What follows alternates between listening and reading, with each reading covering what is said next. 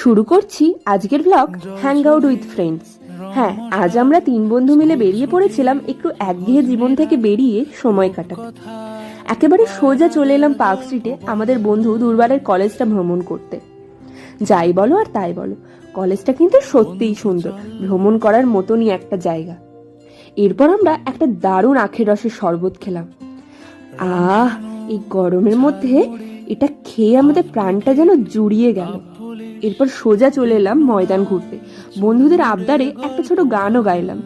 এরপর একটা দারুণ কাঠি রোল খেয়ে আমরা বন্ধুরা গল্প করছিলাম আর আমাদের বন্ধুত্বের সমস্ত মুহূর্তগুলো উপভোগ করছিলাম।